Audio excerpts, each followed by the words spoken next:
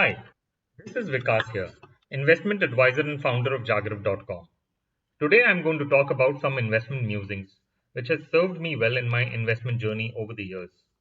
While talking to my investor friend Abhijit and trying to answer his questions, I thought of sharing my thoughts to organize them a little better. Hopefully, I pass Victor Hugo's test. A man is not idle because he is absorbed in thought. There is visible labor and there is invisible labor. Hope you enjoy listening to this. One of the first thoughts which came to mind was, while everyone wants to go to heaven, no one wants to die. So everyone proclaims to be a long-term investor. However, each of them knows their YTD returns to the last decimal point. However, while invested in gold, real estate, or fixed deposits, no one really cares a damn mostly. They are considered safe forms of investing, wherein obviously the tenet of inflation is never calculated. Even with gold, one basic tenet which often gets missed out is that it does not procreate. If something does not produce cash flows, the value gets maintained or upped by how much is the other guy willing to pay. It's only when the tide runs out that one realizes who has been swimming naked. Don't get me wrong, nothing wrong about knowing returns to the T. But I believe the moment you start to think about returns alone, the process as well as objective usually takes a backseat, subconsciously as well as consciously. Better to stay focused more on the process as well as long term objectives. Outcomes will be taken care of. Other important thought which came to mind was दोस्त fail हो जाए तो दुख होता है लेकिन दोस्त first आ जाए तो ज्यादा दुख होता है. This is such an important lesson, something which happens with us all the time, in investing too. As Charlie Munger rightly said, it's not greed which moves the world, but envy. Just because some friends or relatives are making more money than you start to hyperventilate. If you have done your homework well, do not get perturbed by short term gyrations. Someone will always be richer, smarter, faster, or better looking than you. That's life. Another line of thought was thinking long term eliminates a lot of unnecessary bullshit.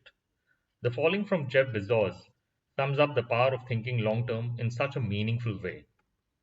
Everything you do needs to work on a 3-year time horizon.